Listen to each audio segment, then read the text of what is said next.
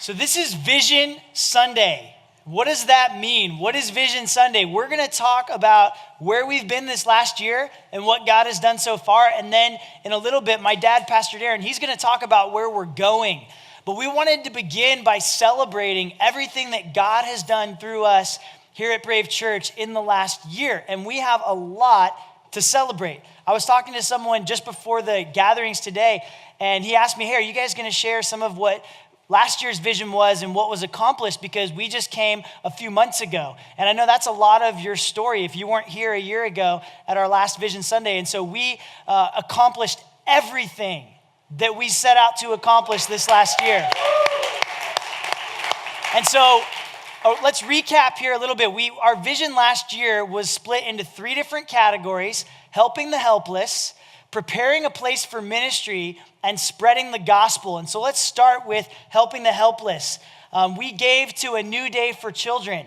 This is an organization that rescues and rehabilitates young girls and boys caught in sex trafficking locally right here in Oakland. We gave to Teen Esteem. This is a Christian organization that's actually able to go onto our public school campuses, which in the Bay Area, that's not an easy thing to do for a faith-based organization. But one of the things that has been a growing problem in our region is teen suicide. And so Teen Esteem is able to go on campuses and talk to students about their value, their worth, dealing with anxiety and stress and all kinds of stuff. And so they're a great organization that we've been able to partner with. And there's also more that we want to do this year. And so we'll talk about that in a little bit. But the other thing that we identified, looking at the needs of our valley, is that 50% of families who are renting are in a category classified as overburdened, meaning over 30% of their income is going straight to rent. And then one of the next big expenses was after school care. And so we launched the Brave Kids After School Care program. And we want to do this in such a way, we want to help alleviate some of the financial burden. So this program is still in its infancy. It took a while, there's lots of licensing requirements and preparation that needed to be done. And so it's in its pilot phase right now. We're going to be welcoming more families in the new year. And then in the fall will be a big grand opening.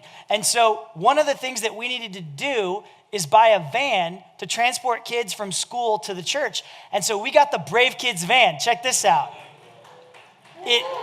Isn't that awesome? It moonlights as a party bus. The second initiative was to prepare a place for ministry. So ministry happens, people meet here, and gatherings are happening all throughout the week.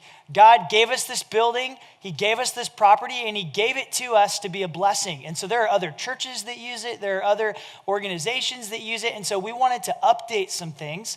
And so some of the things that we updated, we updated our kids' classroom. We actually turned one of our rooms into a classroom, which will help for the after school care program, but also for their lesson on Sunday. We've got tables and chairs. And by the way, if you're a parent here and you've never seen our kids' rooms, they're amazing. And we just want you to know anytime you can go up there and check those out.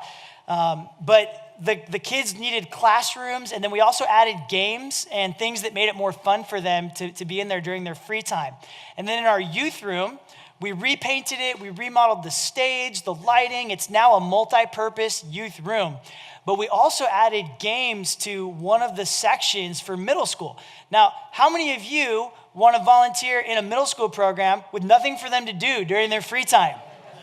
So we're saving lives with ping pong, with Xbox and foosball and all kinds of fun stuff. And so, but one of the big things that we had to do in preparing a place for some of this ministry is to get licensed for the after school care program. We actually had to make our playground bigger.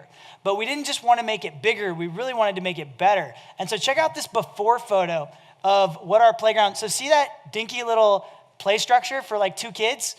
Check out the after shot. So this is what we did. Isn't that awesome? That happened this last year. See, some of you don't even know that happened this year. Isn't that amazing? And so the last thing that we wanted to do was spread the gospel. Every Sunday, we preach the life-changing, life-transforming message of Jesus Christ. And by the power of God's Spirit people's hearts are being awakened to this message and their lives are being changed. But as messengers, God does his part, but we also have our part to play. And so every Sunday, over 100 Team Brave volunteers are helping put on what we do here on Sundays. Isn't that awesome? From our kids to our hospitality, to our ushers and greeters, to the people you see on this stage, it takes all of us. And so with that, we want to present the gospel with excellence, and we want to give God our best. And so one of the things that we talked about was putting our teaching online so that it could reach beyond this room. And to do that, we had to update our lighting, we had to update our stage, we had to get a camera. We actually had to create a team that didn't exist a year ago. We didn't have a lighting team, we didn't have a video team. And so I want to give a shout out to Josh Wood, our worship pastor, and all of the amazing team members that just dove in. I mean, we didn't have any pros that knew how to run lights. We didn't have anyone that knew how to work this video equipment. I mean, we had to learn it all and figure it out. And now we've got this incredible team that's already rotating on Sundays. And so we're really grateful for people that got behind the vision, that funded it, but also that jumped in and figured out how to do it. So this is amazing. We actually last week, 2 weeks ago, launched the Brave YouTube channel. And so this will be our third Sunday putting the talks online. And we have people that are following along from all over. We're getting tagged in social media posts of people that are watching Brave. One girl was watching Brave on her lunch break in Texas. And then another family was watching from their living room in New York. So the gospel is spreading. We actually already have over 75 subscribers to our YouTube channel, and we just launched it. So that's another great way for you to get connected, is subscribing to that, and then you'll get updates as new things are uploaded. There's lots of other content that we're putting on that as well. But I want to end with this before we move on to the future. I want to share with you two really important numbers. These numbers represent the lives being changed here at Brave Church, okay? And the first is 250. 250 people decided to follow Jesus so far this year. And the next is 51. 51 people have been baptized. So this is where we've been in 2018, and this is what God has done through us. Now, let's dream together about the future.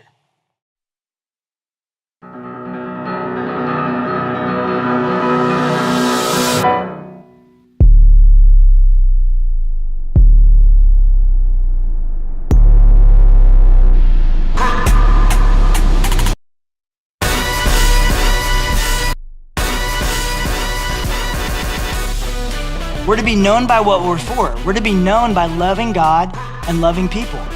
Loving God and loving people is the most important thing we do.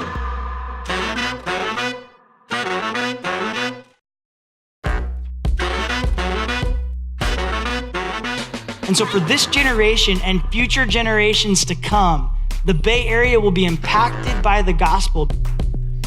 This is our moment. This is our responsibility. We're building the reputation of Jesus in the San Ramon Valley, helping people find and follow Jesus.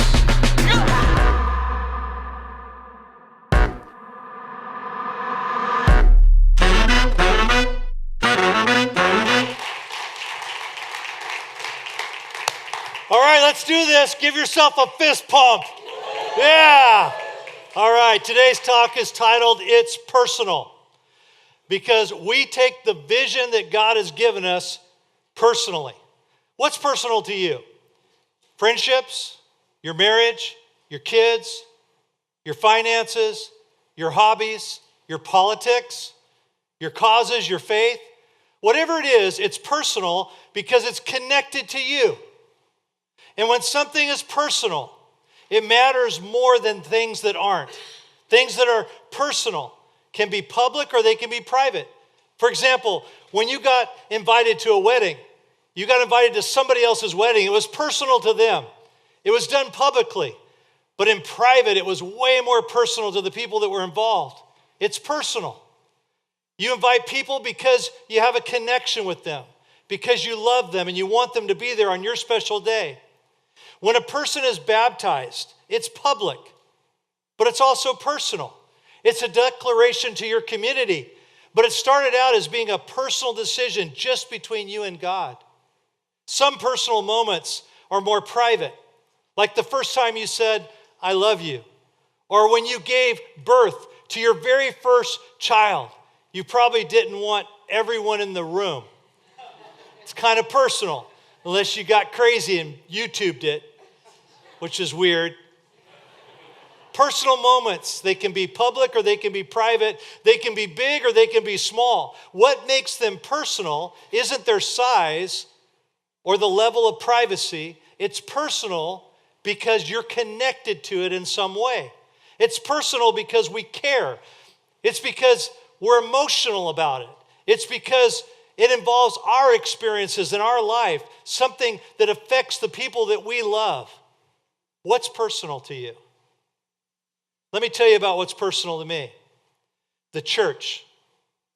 The church is personal to me because I believe the church is the solution to the pain of our world. That our Savior laid down his life for our youth and for our families and our community. And the church is God's only plan for helping people find and follow Jesus. We live in one of the largest mission fields in the entire world is here internationally in the Bay Area. We are in one of the most strategic places for the gospel to spread throughout the entire world. The foundation that we build here matters.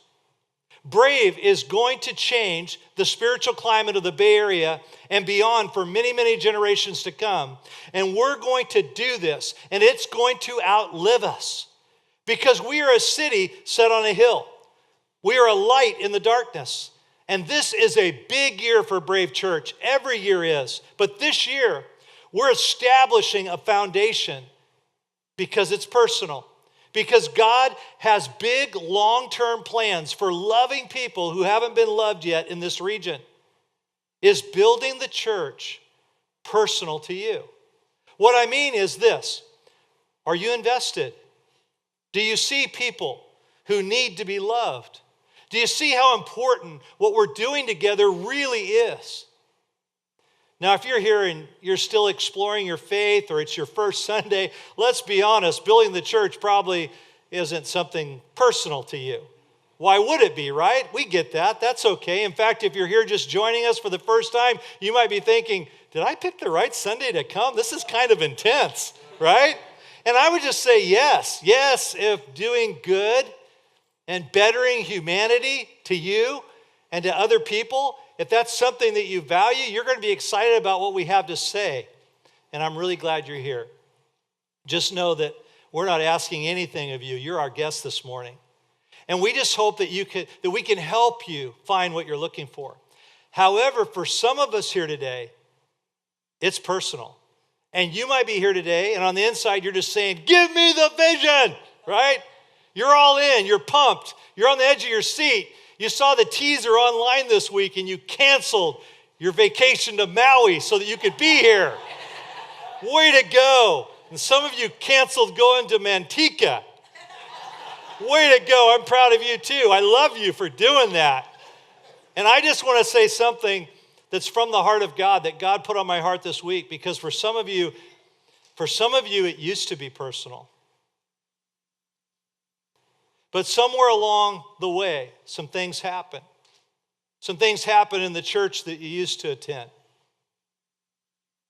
You were hurt. You were offended. Maybe a leader let you down in a significant way. Sometimes we get hurt because our expectations are way up here, but reality delivers way down here. And quite honestly, we feel like giving up. Maybe you want to care, and you want to care even more about this amazing thing that Jesus came to build called the church. Maybe you once cared a great deal about the vision of the church, but you're just not sure anymore. Can I trust again? Should I get my hopes up that high again? Believe it or not, I once was disillusioned myself by the church. In 1989, my wife Tracy and I were starting a discipleship training school for youth with a mission. They call it YWAM, up out of Chico. Samuel was 2 years old and Tracy was pregnant with Isaac. And our home church was financially supporting us as missionaries. But while we were away from our home church, our church began to struggle and it began to decline in numbers. And rumors began to circulate about our pastor abusing his power and having an affair. This was just heartbreaking because for Tracy and I, he was our childhood pastor that we grew up with, and he was the pastor who married us and dedicated Samuel. I was still an elder on the board at our church, and so they asked me to come back to be part of the mediation between the elders, the pastor, and a third-party mediator. And we knew of at least one woman that the pastor was allegedly having an affair with, but her husband had threatened to harm her if she went public with the truth. When we met with our pastor and the third-party mediator, the elders agreed to generously pay his salary for an entire year and to pay for all of his counseling in hopes of restoration. We were trying to be loving and do the right thing in the midst of this crisis. And so he and his wife agreed to this. And so because they agreed to this, there was a public meeting that was called for all the members of the church so that he could resign and share with everyone. And the goal was to have a peaceful, God-honoring resignation. And so on that night, more people were in attendance than had ever even attended that church, right? It was like big news. And the pastor got up, and he was supposed to gracefully resign. But then things turned. And instead of resigning, when he got up to speak, he showed no courage and no integrity. He changed his whole story and implied that the elders were in a conspiracy to get him out. And the crowd turned into a mob and went crazy. And I saw my best friend and some of my other close friends rush the stage. And instead of having the pastor sit down and explain himself, they wanted answers from the elders and the other people that he had deceived. There had been private meetings going on. It was an absolute nightmare. And because we couldn't out the woman who was still at risk in a very abusive relationship, so we didn't know what to do. And all we could do was humbly ask people to trust. I had been away on the mission field for quite some time now, but before that, I was their youth pastor. I'd led many of them to the Lord and discipled many of them and was their pastor. But I'd been gone for a while. We had years of credibility and trust and relationship. So I thought, my heart just went out to everybody. I thought, maybe I can help in some way. And so I came up onto the stage and I tried to speak peace to the crowd that night. But while I was speaking, my best friend stands up in mid-sentence. And then my other friend, and my other friend, and my other friend, and they walk out in protest while I'm speaking. To say that I was hurt and disappointed is an understatement. And I was so bewildered, like, what is going on? I mean, we're trying to stand for truth and grace. This is so messy. What did our church become? In the days that followed, Tracy and I were the brunt of angry friends who had been deceived and lied to by their pastor and his wife. That night, I lost my best friend, and I lost my mentor, and my spiritual leader, and my pastor. It was one of the most intense and stressful times of our young married life. And shortly thereafter, our youngest son was born, and he had surgery, and later we discovered that Isaac had cerebral palsy. And these people who loved us, who did church with us, who walked with us, began to make accusations that Isaac's disability was because we were cursed. That night, our church split, and the pastor and about 40 people went down the road and formed a new church. And by default, there was no other pastor left at our church. I became the pastor, and I ended up giving it away to another church that was in that community that was really healthy and strong. Maybe you've been part of a disappointment in church life. Maybe your church fell apart, literally. Maybe it should have fell apart. I hope that you've never been turned on like that. But chances are with a crowd this size, you know what it is to be betrayed by, quote, brothers and sisters in your own church family. You've experienced the pain of that, those unfortunate experiences in church. Here's the deal. Stuff happens. People make mistakes. It's not God's fault. And it's not the church's fault. There's no perfect churches this side of eternity because we all go to them. There's people in churches. People do weird things. You go, are you kidding me? But there is a church that's worth loving and investing and building together. And yeah, it's messy. I've been a follower of Jesus for nearly 6 decades now, which is amazing because I'm only 50. But at 51 years of age, okay, I'm older, Pastor Samuel and I, and our family, we re-envisioned what church could be and what that might look like in the Bay Area. And over the years, we've seen the dark side of church life. Unfortunately, that's just one story. And I think that when there's something really good and something really, really matters, don't you think darkness comes against it? But we've seen the good side of church life too, for now 4 decades. And without having all the answers or having everything figured out, we've begun to move towards one goal, and that's to build the kind of church that Jesus came to start.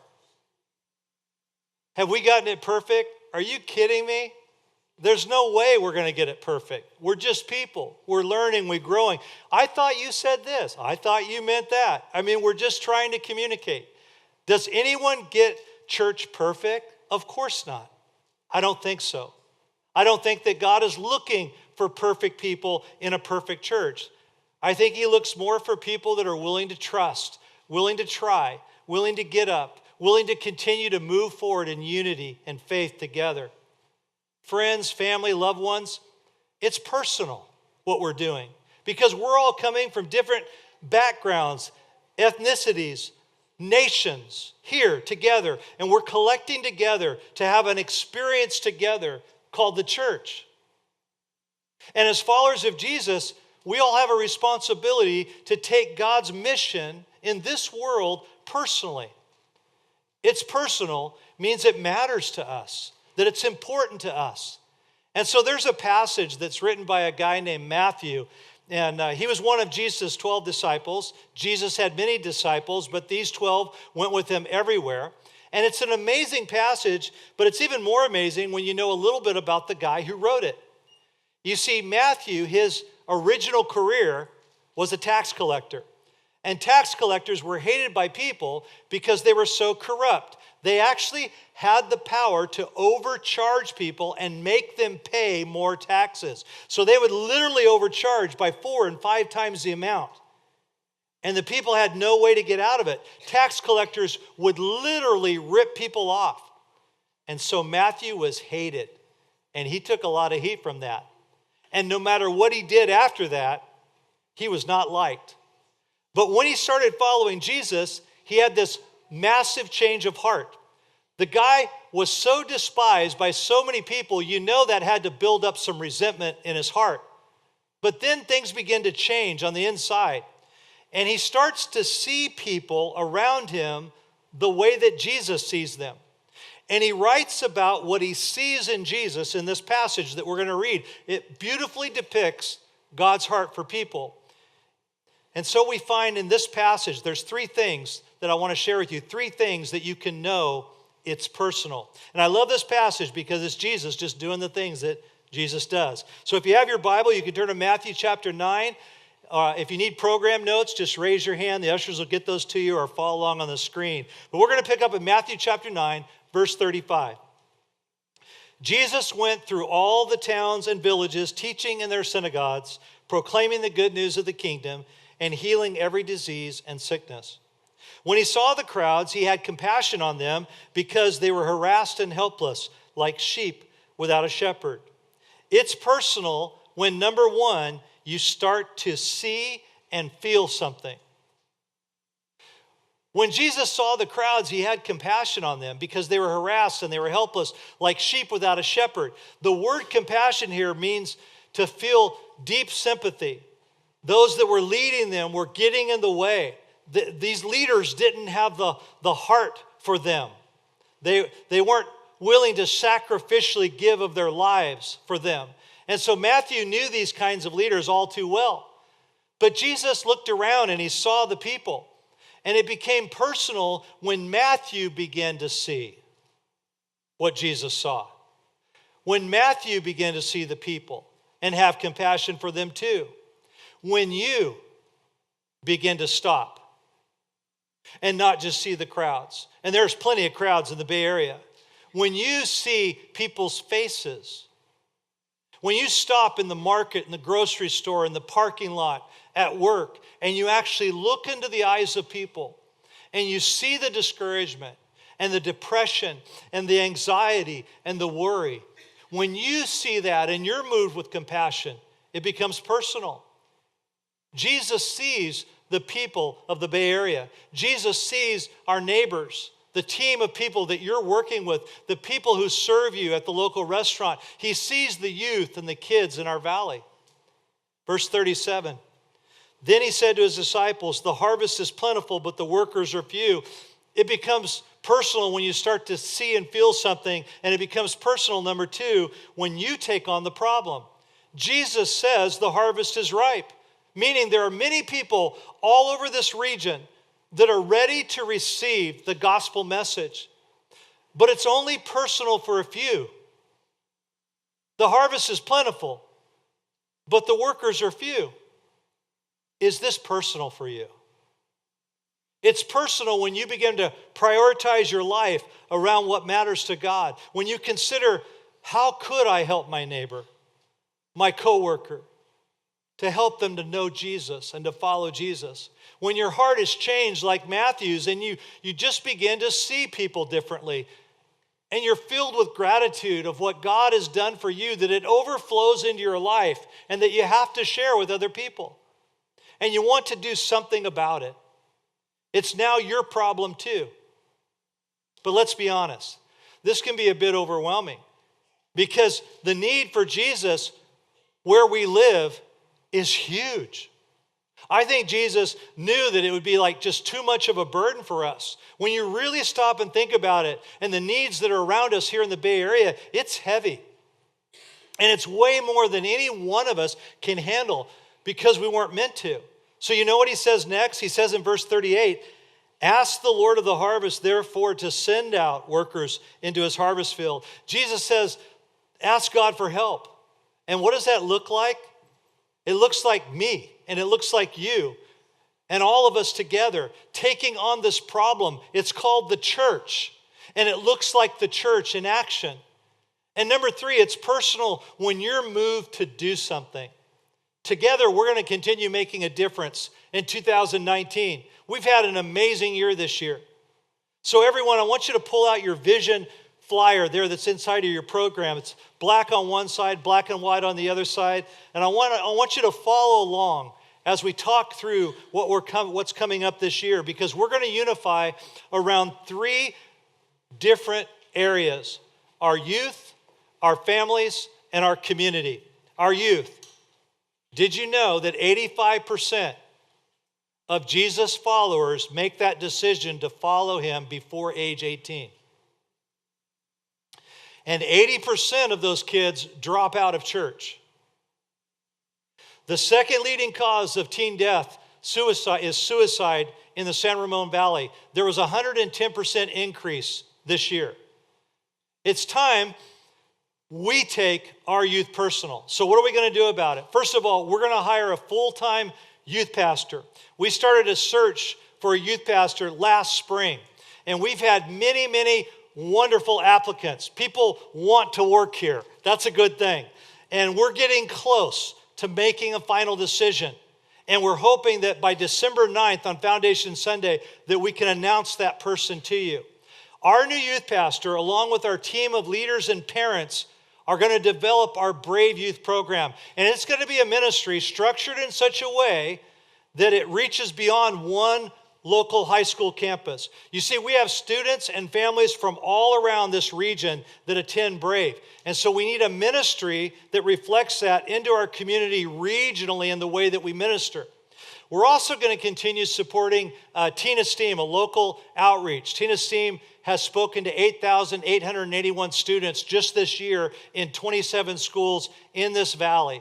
Students are dealing with high levels of anxiety, depression, and suicide. The need is huge. Prescription drug abuse is the fastest growing epidemic in the U.S. Last month here in this valley, age 16 and 18-year-old within this valley overdosed within 3 days of each other. Students are overwhelmed, and they need our help, and we have to step up. We're also going to continue with our support of New Day for Children, which rescues and restores young girls ages 10 to 18 in human trafficking. Listen to this. This year alone, we rescued 8 girls. In the last 3 months, we rescued 3 more. Amen. One of the girls recently changed her public name to Chance because she's been given a chance at a whole new life. Our youth. Next is our families. What are we going to do for our families? Did you know that one of the biggest needs for a family is a plan for how to parent? You know, we get married, we go, oh, I'm having my first child. Now what do I do? Well, I guess I just love them. How's that working for you? There's way more to this. It's not like you get a schematic, in the mail, or here's how, but we're going to help with that. We also need encouragement as families. We also need to know that our families are safe. And sometimes we even need a little financial relief along the way. So here's what we're going to do. May, it's already scheduled, 2019, a parenting seminar. We're going to host the foremost parenting seminar in the country. It's called Intentional Parents. That'll be here for you. Brave Kids Care. I don't know if you've noticed, but we're going to continue offering Brave Kids Care at all of our events for families. Sometimes it's a barrier. I really want to come, but do they have childcare? We're going to continue offering that on Seek Nights and trainings and Fast Tracks and all the events that we have. We want to help with all of those costs to help parents here. A security system. We have a great security team here at Brave, but it's time to go to a whole nother level. We need to install video cameras, alarms, and locks enhancements as well. So we want to do that. Those in need. We're establishing a fund to help those in need. I don't know if you've ever read this verse, but it's in Galatians chapter 6, verse 10. It says this, therefore, as we have opportunity, let us do good to all people, especially to those who belong to the family of believers. Especially to those who belong to the family of believers. Do you think anyone in our church family should go without? That's a question. No, I don't think so. We can do something about that together. Lastly, our community. The old paradigm was think of the mission field as anywhere but where you are. But the reason that we started Brave Church here in the Bay Area is because this is our mission field. This is a huge international need. And when Jesus said the poor will be with us always, he was speaking to many types of poverty. I want you to think about this. 4 types of poverty. Number 1, the most important poverty is not financial, it is spiritual.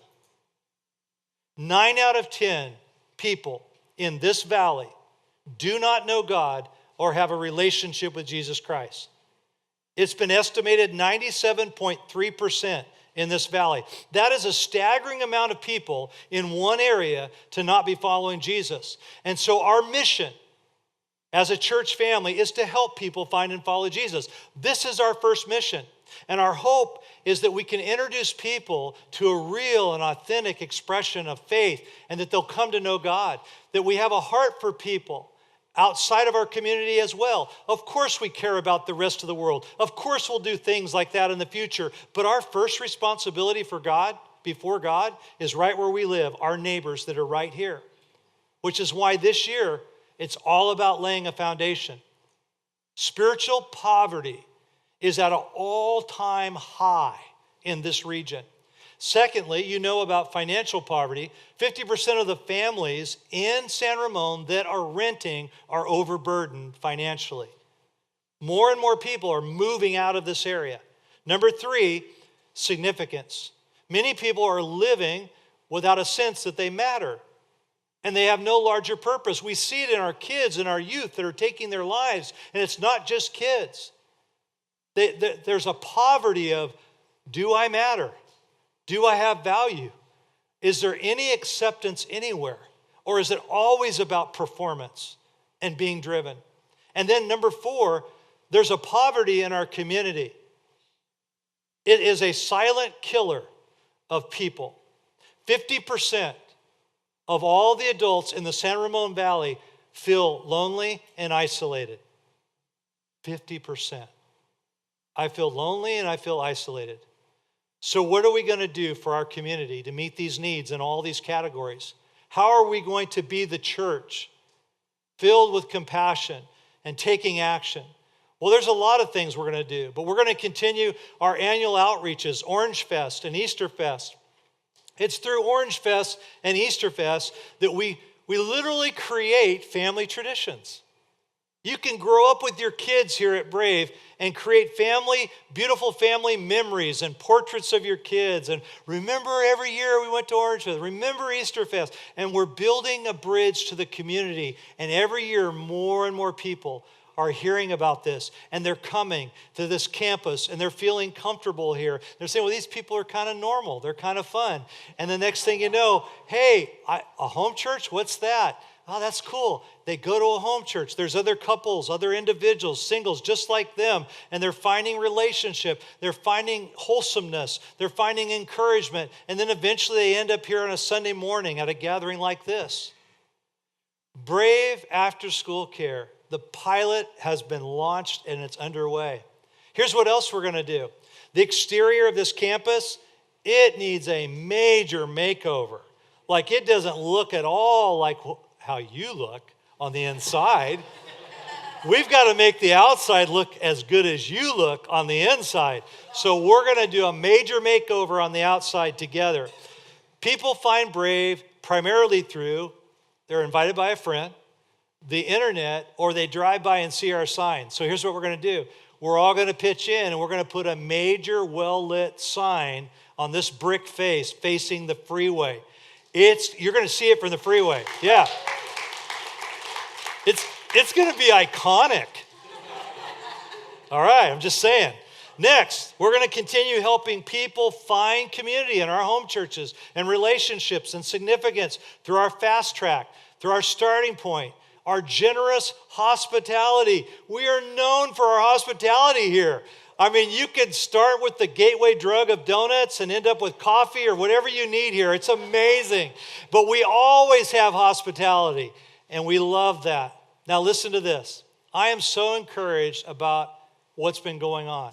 Right now on Tuesday nights, our starting point class is filled with people, some 20-some people that are exploring their faith. And here's what some of them are saying. These are actual quotes. I want you to hear this and just let it sink in what's being said. Quote, I've been coming to Brave for 1 year. I've never been to church before. Didn't grow up with church. And I come because I'm happiest when I'm here. It's the best part of my week. Isn't that great? Here's another one. There's something magical that's so welcoming about Brave. It's why I'm here and keep coming, even though I'm not all in yet. I love that. I've been coming to Brave for 1 year, and now I'm all in for Jesus and desire to live a Christian lifestyle. Man, we're living our mission together. And these are just a handful of quotes. There's so many stories. There are people that are in front of you and behind you and left and right that could tell you amazing stories and how they've been finding Jesus, and then how their lives have changed as they're beginning to follow Jesus, and how they're beginning to see, like Matthew, who they're beginning to see people differently. They're beginning to see the way Jesus sees the crowds and the people that are around us. When we feel moved to get involved, when we take it personal, incredible things happen. Would you stand with me? Because I want us to do something together. I want us to sing a song that's really been a declaration of our church. In the last year or two, we've had amazing breakthroughs in every single area of our church. But we believe that we're just getting started. And so as we sing this song, I want you to think about two things. I want you to think about the breakthrough that we're just getting started, Brave Church. Just think of what's going to happen just in the next 5 to 10 years. And you get to be a part of it. You're founders. And then secondly, I want you to declare in faith the breakthrough that God has for you personally. What God wants to do in your life. And I want you to begin to hope again, way up here. I want you to begin to trust again, way up here. I want you to begin to love again and to love Jesus' church because it's beautiful. No, nobody in here is perfect, but it's beautiful to build a community that loves Jesus together. Let's sing.